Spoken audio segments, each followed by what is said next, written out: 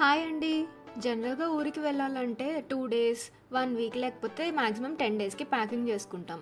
కానీ ఒక ప్లేస్‌కి షిఫ్ట్ అవ్వాలి అంటే చాలా చాలా ప్యాకింగ్ ఉంటది కదండీ!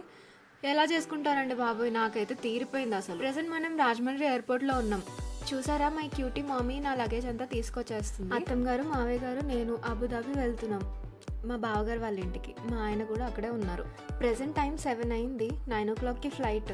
ఫైనలీ ఎంతో కాలం తర్వాత మా ఆయనను కలవబోతున్నా. Very much excited. చెక్ ఇన్కి ఇంకా టైం ఉంది కానీ లగేజ్ చాలా ఎక్కువ ఉంది కదా, ఎందుకులే రిస్క్ అని చెప్పి కొంచెం తొందరగానే లోపలికి వెళ్ళిపోయాం. ఇలా మా అమ్మ వాళ్ళకి సెండ్ ఆఫ్ ఇచ్చేసి కొన్ని ఫోటోలు దిగేసి లోపలికి వెళ్ళాం. నెక్స్ట్ స్టాప్ వచ్చేసి బెంగళూరు కెంపెగౌడ ఇంటర్నేషనల్ ఎయిర్పోర్ట్. T1లో ల్యాండ్ అయింది. T2కి వెళ్ళాలి. ఈ ఎయిర్పోర్ట్ కర్ణాటకలో first fully solar powered airport అంట. T1 ఇంకా T2కి 600 మీటర్స్ దూరం ఉంది. టెర్మినల్స్ మారడానికి ఫ్రీ బస్ సర్వీస్ కూడా ఉంది. దిగి చూసే వరకు కూడా ఇంత బ్యూటిఫుల్ ప్లేస్కి వస్తున్నామని మాకు తెలీదు. బెంగళూరుని గార్డెన్ సిటీ అని అంటారు తెలుసు కదా, దాన్ని ఇన్స్పిరేషన్గా తీసుకొని గార్డెన్లో నడుస్తున్నట్టు అనిపించేలా ఈ ఎయిర్పోర్ట్ని కట్టారు.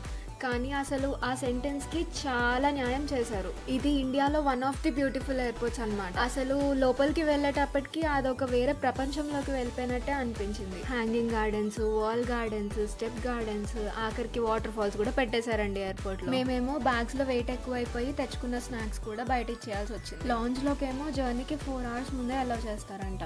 సో ఇంకా ఇక్కడ ఒక షాప్ కనిపించింది, చాయోస్ అని. పావుబాజీ తీసుకున్నాం. 350 రూపీస్ పడింది కానీ అసలు టేస్ట్ అయితే చాలా బాగుందండి. ఈ టెర్మినల్లో డొమెస్టిక్ అండ్ ఇంటర్నేషనల్ డిపార్చర్స్ రెండు ఉన్నాయి. సో ఇంటర్నేషనల్ డిపార్చర్స్ లోకి వెళ్ళిన తర్వాత అదంతా ఇంకో లోకం లాగా ఉందండి. ఒక షాప్ ముందు పెట్టిన ఏనుగు ఎంత రియలిస్టిక్ గా ఉంది చూడండి. ఇంకా లోపలికి వెళ్ళాక కొన్ని కెఫేస్ ఉన్నాయి. ఈ అంబియన్స్ అయితే అసలు కేన్ బాస్కెట్ లో కూర్చున్నట్టే ఉంది. ఫైనల్లీ టైం అయింది. ఇంకా లాంచ్ లోకి వెళ్ళాం. లాంచ్ లోకి వెళ్ళి శుభ్రంగా తినేసి అప్పుడు ఫొటోస్ గురించి చూసుకున్నాం అనమాట. చుట్టూ ఎన్ని స్పాట్స్ ఉన్నాయో ఫొటోస్ దిగడానికి. అలా అంతా రౌండ్ వేసేసుకొని అన్ని లొకేషన్స్లో కొన్ని ఫొటోస్ తీసేసుకొని అలా టైంపాస్ చేసాం.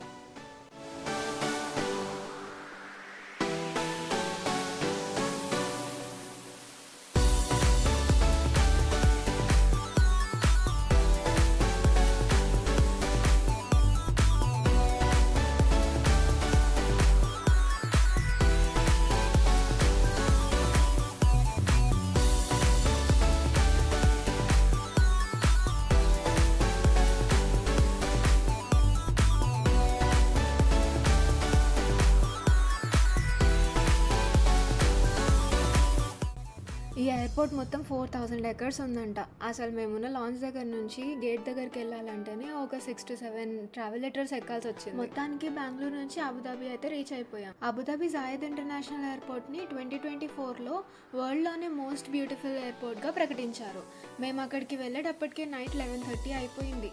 ఇంకా ఫుల్గా అలసిపోయాం కాబట్టి ఎయిర్పోర్ట్ ని అంతా చూడలేదు. మా హస్బెండ్ ఇంకా బావగారు వాళ్ళు వెల్కమ్ మునగాస్ ఫ్యామిలీ అని చెప్పి ప్లకార్డ్ పట్టుకొని వెల్కమ్ చేశారు. యాక్చువల్గా పాపతో ఇప్పిద్దామని ప్లాన్ చేశారంట, కానీ అప్పటికే లేట్ అయిపోయింది కదా, పాప కూడా పడుకుండిపోయింది అనమాట.